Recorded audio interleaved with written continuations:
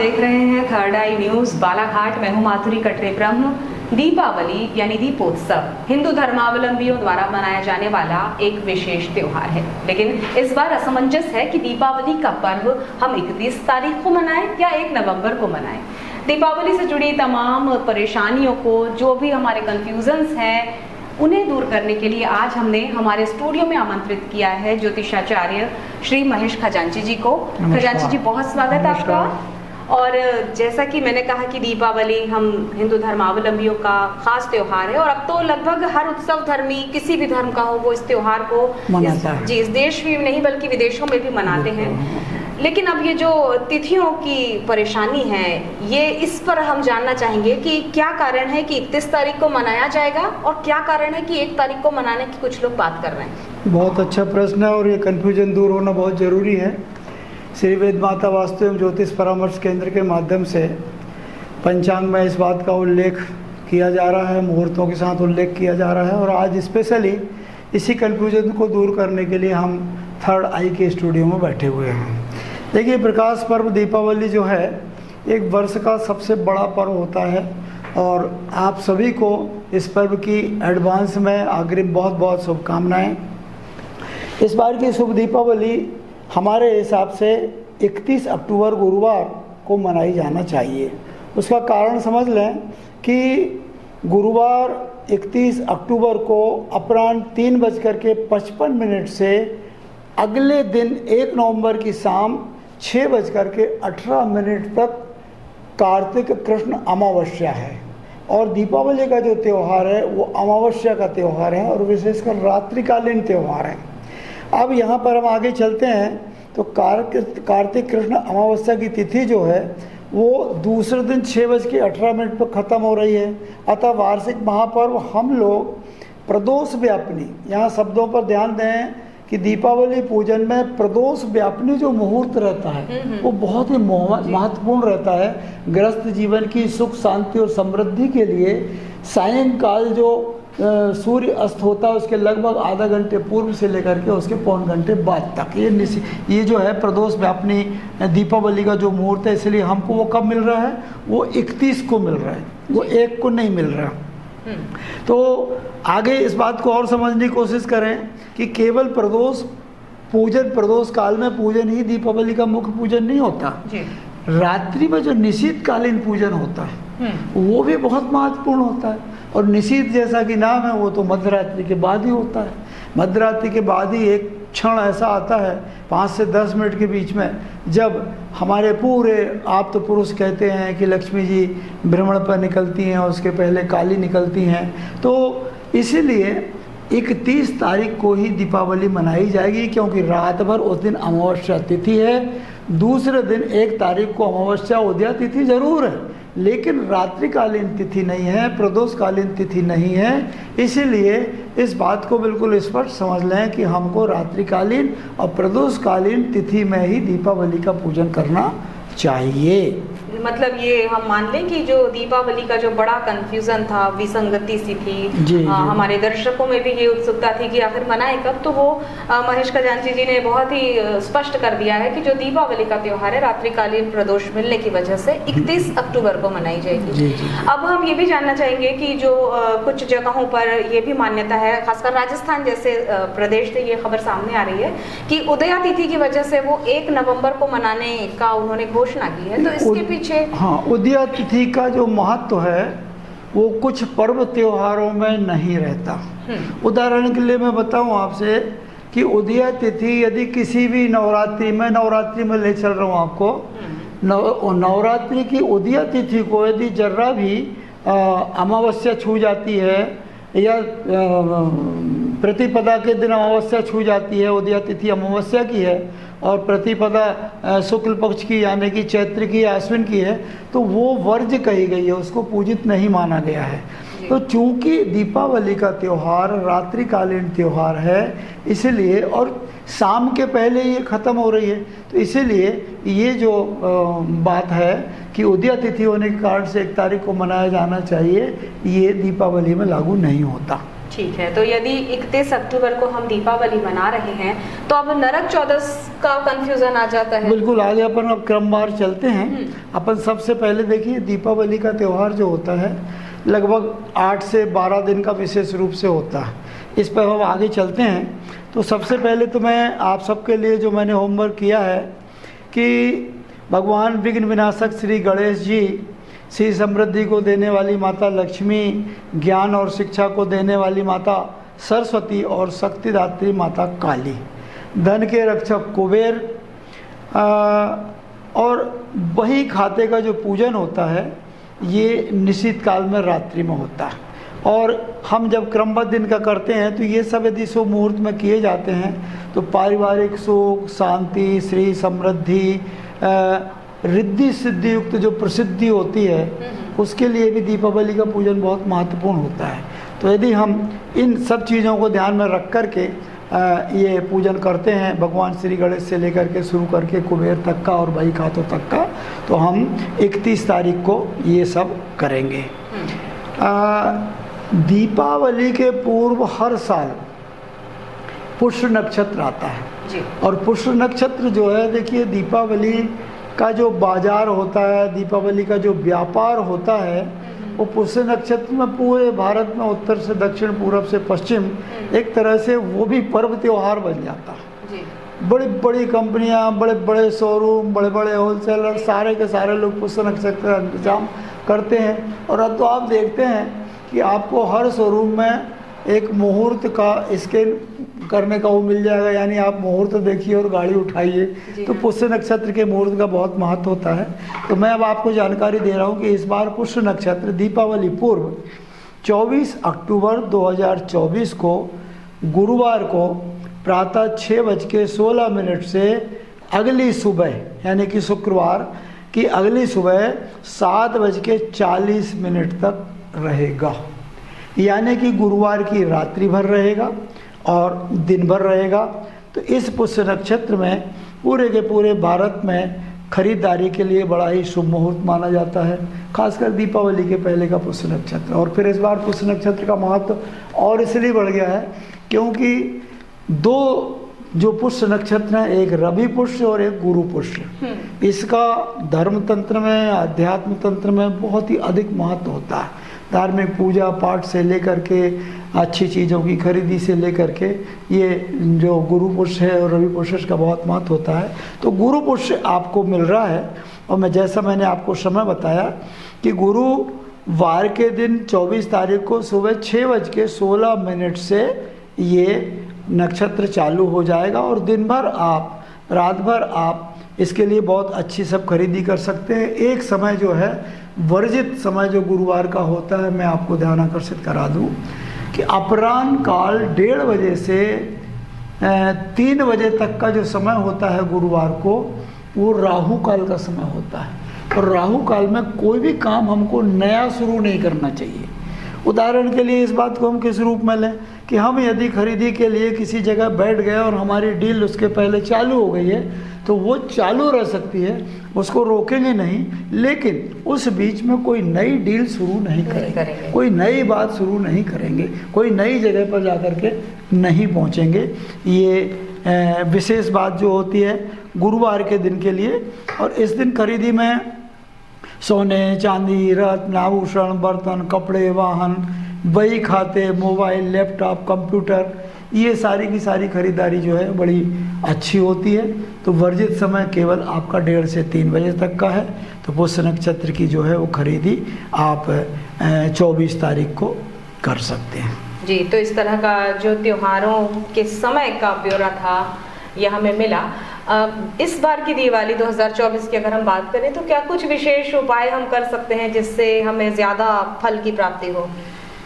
देखिए दीपावली की रात्रि में बहुत महत्वपूर्ण कई उपाय किए जाते हैं। एक तो ये कि जो दीप मालिकाएं लगती हैं, जिसको दीपों की सुरहती भी बोलते हैं, और उन दीप मालिका के आलोक में जितनी चीज़ें रखी जाती हैं वो अपने आप में उस दिन सिद्ध हो जाती हैं, ऐसा हमारे धर्मशास्त्र कहते हैं, आप्त पुरुष कहते हैं। तो इसलिए हमारे घर की जितनी महत्वपूर्ण चीज़ें हैं, व्यापारिक प्रतिष्ठान से संबंधित बही खाते हैं, मोबाइल हैं, पेन है, कॉपी हैं, रजिस्टर हैं, नोटबुक हैं, लैपटॉप हैं, इनको पूजा स्थल पर ज़रूर रखना चाहिए। और जिस समय हमारी पूजन हो जाती है, देखिए पूजा 3 तरह की पूजा होती है। एक तो प्रदोष काल में गृहस्थ जीवन की सुख शांति और समृद्धि के लिए सबसे अच्छी पूजा प्रदोष काल की मानी जाती है। जैसा मैंने बताया कि सायंकाल अंधेला होने से लगभग आधा घंटा पहले ये शुरू होता है और उधर 7 सवा 7 तक जाता है। हमारी पूजा यहाँ से शुरू हो जाए, फिर हम घंटे 1.5 घंटे जो भी पूजा कर रहे हैं। और प्रदोष काल की पूजा में घर के जितने सदस्य हैं वो उनको सबको एक साथ बैठना चाहिए, क्योंकि ये गृहस्थों की विशेष पूजा होती है। दूसरा पूजन जो होता है वो लग्न के हिसाब से होता है। सिंह लग्न दीपावली की रात में स्थिर लग्न मानी जाती है।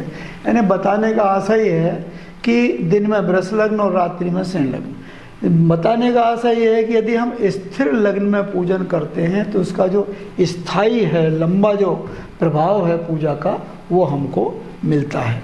निशीतकालीन पूजन का जो यहाँ आशय है कि रात्रि में जब मध्य रात्रि हो जाती है तो आपने एक गीत सुना होगा, काली काली अमावस की रात में काली निकली है भैरव के साथ में।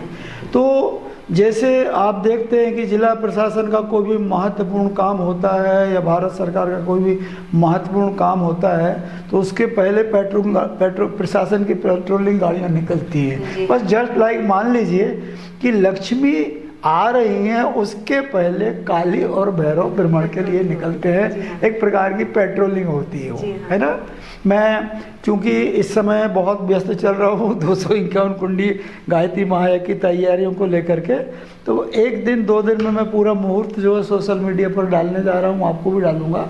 तो आप जब भी इसका नेक्स्ट जब समाचार बनाएंगे तो वो जो विशेष मुहूर्त है जिसमें हमको 10 मिनट पहले शुरू करना है और 10 मिनट बाद में ख़त्म करना है, वो विशेष तैयारी मैं आपको बता देता हूँ कि निश्चित काल में जिस समय लक्ष्मी जी का भ्रमण काल होगा वो आप तक पहुंच जाएगा, सोशल मीडिया के माध्यम से पहुंच जाएगा।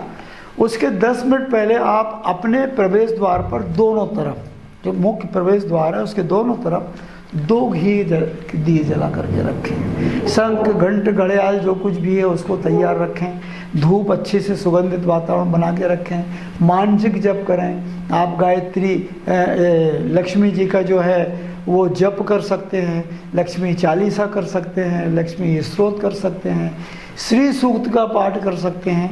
ये सब धन समृद्धि देने वाली हैं, स्तुति कर सकते हैं। और कुछ ना कुछ मंगल ध्वनि इस कॉल में हमको जरूर करना चाहिए। गरुड़ घंटी बजाना चाहिए, शंख बजाना चाहिए, कुछ नहीं है तो पीतल की थाली बजाना चाहिए। पहले के ज़माने में मंगल ध्वनि पीतल की थाली से ही होती थी है ना। तो वो मंगल ध्वनि करना चाहिए, शंख बजाना चाहिए। और उस समय ये जो 10-20 मिनट का समय बिल्कुल शांत, एक चित्त, ऐसे भी वातावरण शांत रहता है, बैठ करके और जप करें और आरती उतारें और भाव करें। और हो सके फूलों की पंखुड़ी बना लें, द्वार पर फूलों की पंखुड़ी फैलाएं और एक रास्ता ऐसा बनाते हुए गेट के बाहर तक ले जाएं कि ये रास्ता लक्ष्मी जी के आने के लिए है। इस तरह से आप वो कर सकते हैं। जी, तो बहुत ही सरल तरीके से आपने इस बात को समझाया। यहाँ पर पीतरों की अगर हम बात करें तो पीतरों के तर्पण का भी कुछ विशेष महत्व है इन तिथियों में। अमावस्या की रात्रि में पितरों के लिए विशेष रूप से मैं आपसे बताऊं कि आपके घर में, आपके बाथरूम में, आपके पेयजल पॉइंट पर कोई भी बर्तन जिसको आप यूज़ करते हैं पानी पीने के लिए वो खाली नहीं होना चाहिए, भरा हुआ होना चाहिए। बाथरूम में बाल्टी यदि सीध रखी है तो भरी हुई रखिए, अन्यथा उसको पलट के रख दीजिए। ठीक उसी तरह से जो हमारा वरुण देवता का स्थान है, जहाँ जल रहता है, जहाँ से हम पीते हैं, आज के ज़माने में आरओ वाटर होता है, उसके बाजू में और दूसरे स्टैंड होते हैं, वहाँ पर भी आप उन पात्रों को पूरा भर करके रखें। और ऐसा माना जाता है कि यदि आप ये पात्र खाली रखते हैं तो पितर जो है वो अशांत रहते हैं, अतृप्त रहते हैं जी। उनके मतलब प्रसन्न, एक प्रकार से ये बोली कि प्रसन्नता उनको प्राप्त नहीं होती है। तो ये केवल दीपावली की अमावस्या के लिए कि सामान्य अमावस्याओं में भी यही उपाय करने चाहिए? दीपावली अमावस्या पर विशेष रूप से जो पानी का मैंने बताया जी आपको, हाँ। ये है क्योंकि पानी ही एक ऐसी चीज़ है जो पितरों को दिया जाता है, जल दिया जाता है, पानी दिया जाता है। तो उस दिन पानी के लिए विशेष रूप से ये बात है। और पितरों और उस दिन फ्रिज में एक विशेष बात है कि फ्रिज में किसी तरह का भी गीला पिंड नहीं रखना चाहिए। उदाहरण के लिए हमारे पास आज आटा बच गया, उसको हमने उठा करके उसमें रख दिया। घर में इस तरह का कोई भी लोई, कोई भी पिंड जो है वो नहीं रखना चाहिए। क्यों? क्योंकि पिंड जो है वो पितरों को प्राप्त होता है, तो उस पर उनकी छाया का असर हमारे सब आप पुरुष बताते हैं कि उससे मिलता है। जी, अब चूंकि हमारा समय समाप्ति की ओर है, आप भी व्यस्ततम क्षणों में से हैं। धनतेरस, तो अब ये जो हमारा मुख्यतः 5 दिवसीय त्योहार है, इसे मानते हैं हम। इस बार शायद 6 दिन का भी हो सकता है। तो ये सिलसिलेवार हम आपसे जानना चाहेंगे कि कब धनतेरस से भाई दूज तक का ये किस तरह का? देखिए, धनतेरस जो है ये 29 अक्टूबर मंगलवार को प्रातः 10:34 से दूसरे दिन 1:17 तक जा रही है। यहाँ फिर एक बार क्लियर करता हूँ कि दीपावली का कोई भी त्यौहार जो है, चाहे वो धनतेरस का हो, चाहे नरक चौदस का हो, इसके रात्रिकालीन और प्रदोषकालीन पूजन का बहुत महत्व होता है। चूँकि यहाँ पर प्रातः 10:34 पे धनतेरस शुरू हो रही है और दूसरे दिन 1:17 पे ख़त्म हो रही है दोपहर को, तो स्वाभाविक रूप से हम प्रदोष काल की पूजा, कुंभ की पूजा, हम जो खरीदी करते हैं, कलश करते हैं और दूसरी चीज़ें जो पूजा में रखते हैं, उनका पूजन शाम के समय ही किया जाता है। तो धनतेरस मंगलवार को मनाएंगे, 29 तारीख को मनाएंगे। इसमें करना क्या चाहिए आपको? एक कलश तो ज़रूर खरीदना चाहिए, चाहे पीतल का लें, चाहे तांबे का लें। मंगलवार का है, तांबे का ज़्यादा अच्छा रहेगा क्योंकि मंगल की धातु है तांबा। और उसको बढ़िया सुसज्जित कर लें।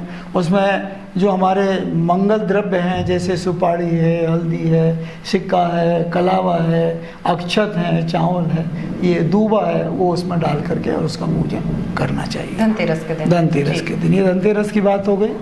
अब इसके बाद में रूप चतुर्दशी जो है, ये रूप चतुर्दशी 2 प्रकार की होती है।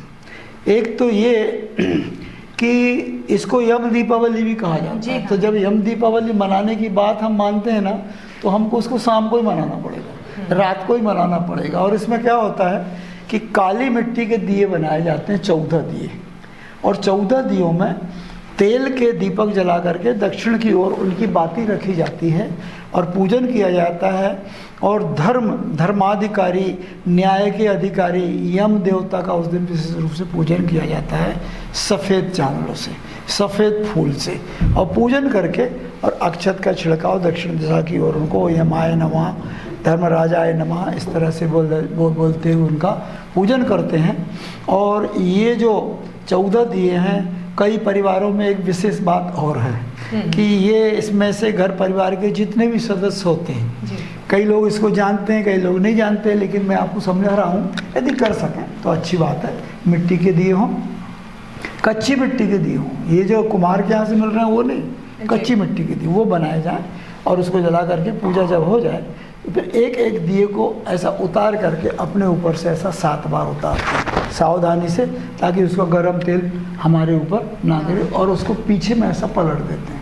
अच्छा, पीछे पलट के नहीं देखते, पीछे में पलट देते हैं। घर के सभी सदस्य जो है वो यदि इस प्रक्रिया को करते हैं तो ये जो नरक चौदस की रात होती है, इसको हमको साल भर की सुरक्षा की गारंटी देती है, दुर्घटनाओं से गारंटी देती है, किसी प्रकार के आघात से गारंटी देती है। ये परंपराएं हमारे सनातनी परिवारों में, हिंदू परिवारों में बहुत गहराई के साथ में जुड़ी हुई है। अब दूसरे नरक चौदस को रूप चतुर्दशी भी कहा जाता है। तो देखिए, रूप चतुर्दशी का जो विधान है वो ब्रह्म मुहूर्त में उठ कर के अभ्यंग स्नान करने का मुहूर्त है। उस दिन बराबर अच्छे सुगंधित द्रव्यों का मालिश करना चाहिए, लेपन करना चाहिए, उपटन लगाना चाहिए। और उसके बाद में स्नान करके हम उस दिन स्वदर्शन करें। स्वदर्शन का यहाँ मतलब है आत्मदर्शन करें, किसी दूसरे को ना देखें। सबसे पहले आईने के पास खड़े होकर के हम अपने आप को देखें और अपने आप में भगवान का जो आत्मा में जो अंश होता है उसको प्रणाम करें, जिसको स्वरूप दर्शन कहा जाता है। और ये जैसा कि इसका नाम रूप चतुर्दशी है, यानी कि उस दिन यदि हम ये ब्रह्म मुहूर्त में प्रक्रिया करते हैं तो देखिए, आदमी काला हो, गोरा हो, कैसा भी हो, लेकिन आप देखते हैं कि व्यक्तित्व यदि व्यक्ति का आकर्षक होता है तो वो चाहे कैसा भी रहे, खूबसूरत रहे, बदसूरत रहे, लेकिन व्यक्तित्व आकर्षक होता है तो वो एक्चुअल में रूप की परिभाषा जी। रूप की परिभाषा वो है कि व्यक्तित्व आपका आकर्षक कैसे बने। तो मैं यहाँ बताना चाहती हूँ कि ब्रह्म मुहूर्त में किया गया ये जो अभ्यंग स्नान और स्वदर्शन आत्मदर्शन की प्रक्रिया है, भगवान की, हमारे इष्ट की आराध्य की हमको पूजा भी करना चाहिए, सूर्य को जल भी देना चाहिए, तुलसी में भी दिया लगाना चाहिए। तो ये हमारे व्यक्तित्व निर्माण के लिए, व्यक्तित्व के आकर्षण के लिए, हमारे एक प्रकार से देखिए, आप कई देवी देवताओं के फोटो देखते हैं तो उनके पीछे में एक वलय दिखता है, प्रकाश वलय दिखता है, जिसको ऑरा भी बोलते हैं। आप इस चीज़ को व्यक्तिगत जीवन में, सामाजिक जीवन में इस रूप से देखें कि एक जगह 100 आदमी बैठे हैं और कोई एक व्यक्ति की एंट्री होती है और उसमें से 50 आदमी खड़े हो जाते हैं। ये ऑरा का प्रभाव है, ये प्रकाश का प्रभाव है। तो हमारा व्यक्तित्व इतना आकर्षक हो कि हम जहाँ जाएं हमारे प्रति लोगों में आकर्षक पैदा हो। तो रूप दृष्टि को ब्रह्म मुहूर्त में ये उपाय किया जा सकता है। लक्ष्मी पूजन का आपने ब्यौरा दे दिया। गोवर्धन पूजा की अगर हम बात करें और भाई दूज की बात करें तो इनके क्या मुहूर्त होंगे, किस तरह पूजा हो? गोवर्धन पूजा का मैं लिख नहीं पाया हूँ, लेकिन गोवर्धन पूजा जो है दीपावली के दूसरे दिन होती है और उसके दूसरे दिन यानी कि दीपावली के तीसरे दिन जो है वो भाई दूज होती है। भाई दूज का एक विशेष गोवर्धन पूजा के दिन अन्नपूर्णा भंडार भी कई जगह होते हैं, तो अन्नपूर्णा गोबर के बनाए जाते हैं, अन्नकूट बनाया जाता है, उनकी पूजा होती है। बहुत सारे ग्वाल वाल उसमें बनाए जाते हैं, उसमें दूध और खीर। अब देखिए, इस दिन की पूजा में नए चावल की खीर का विशेष महत्व है। और पहले समय में तो ये जो हमारा कुम्हड़ा होता है, जिसको बुंदेलखंड साइड में नेवा भी बोलते हैं, वो उसकी और गुड़ की और नए चावल की खीर बनती थी और दूध की खीर बनती थी और उसका भोग लगता था। और इस दिन एक विशेष बात और होती है, एक विशेष रंगोली डाली जाती है गोवर्धन के अन्नकूट के चारों तरफ, गोवर्धन के चारों तरफ, और उसमें घर के जितने महत्वपूर्ण उपकरण रहते हैं जो पूरे डेली लाइफ में हमारे मतलब आजीविका के साधन होते हैं, तो वो सारी चीज़ें हमारी लिखनी है, हमारी किताबें हैं। हमारा डॉक्टर है तो स्टेथोस्कोप है, तो बीपी का वो ये सारा और रख करके वहाँ पूजा की जाती है। ये लगभग दोपहर को ये हो गया गोवर्धन पूजा का दिन। इसके बाद तीसरे दिन भाई दूज आती है। भाई दूज के दिन एक विशेष प्रक्रिया होती है घर के प्रवेश द्वार पर। भाई की जो बहन होती है वो इस रस्म को पूरी करती है। दोनों तरफ गोबर के 2 विशेष वो बनाए जाते हैं दूज के प्रतीक, और उस दिन भी यम देवता की पूजन होती है। और आपने देखा होगा कि एक कटीला पौधा होता है जिसमें पीले फूल होते हैं, पीले फूल होते हैं, उसको कटर्रा बोलते हैं। उसको ला कर के और जो मूसल रहता है वो भाई से बहन बोलती है कि इसके ऊपर से तुम पानी डालो और इसको कूटो, यानी कि उस कांटे वाली चीज़ को कूटने के साथ में आपके साथ जीवन के लिए प्रार्थना करती बहन कि तुम्हारे जीवन में कहीं किसी प्रकार की कोई परेशानी ना हो, कोई अनिष्ट ना हो, कोई दुर्घटना ना हो। मतलब जितने जो कष्ट हैं वो इस प्रक्रिया जी वो एक तरफ हो जाएं। बहन इसके लिए यम देवता से और भगवान से विशेष प्रार्थना करती है। जी, तो ये था पूरा हमारे 5 दिवसीय और इस बार तो 6 दिनों का ये त्यौहार है। इसका सिलसिलेवार ब्यौरा कि किस तरह हम दिवाली मनाएं, किन नक्षत्रों के साथ, किन मुहूर्त में पूजन अर्चन करें। महेश खजांची जी हमारे साथ हैं। चलते चलते तमाम दर्शकों से आप क्या कहना चाहेंगे? देखिए, दीपावली वर्ष का वार्षिक त्यौहार है। दीपावली का विशेष संदेश ये है कि केवल आप धन के पीछे दौड़ेंगे तो पर्यावरण से दूर हो जाएंगे, शांति से दूर हो जाएंगे। तो दीपावली का पर्व जो है वो आपको प्रेरणा देता है कि ये प्रकाश का पर्व है, यानी प्रकाश होना चाहिए, लाइट होना चाहिए। ये शुद्ध वायु का पर्व है, क्योंकि हम पूरी साफ़ सफाई करते हैं, घर की डस्ट निकालते हैं, कचरा निकालते हैं, अच्छे से रंग रोगन करते हैं, आंगन को बहुत साफ़ सुथरा करते हैं, रंगोली डालते हैं। तो ये जो सारी सुंदर है हमारे पर्यावरण को अच्छा बनाने के लिए है, पौधों की पूजा करने के लिए है, पौधों में जल डालने के लिए, ये सारी चीज़। इसलिए प्रकाश पर्व को आप पर्यावरण पर्व के रूप में भी देख सकते हैं। जी, तो पूरी सावधानी के साथ मनाएं हमारे दर्शक। आतिशबाजियों का जब भी इस्तेमाल करें बहुत सावधानियों के साथ करें और इस त्यौहार को खूब उल्लास खूब आनंद के साथ आप सभी हमारे दर्शक मनाएं। महेश खजांची जी, आपने हमें समय दिया, चैनल पर आपका बहुत बहुत शुक्रिया। जी जी, बहुत बहुत धन्यवाद आपका। तो आप देख रहे थे थर्ड आई न्यूज़ का ये विशेष अंक। अगले अंक में आपसे फिर मुलाकात करेंगे। इजाज़त दीजिए, नमस्कार।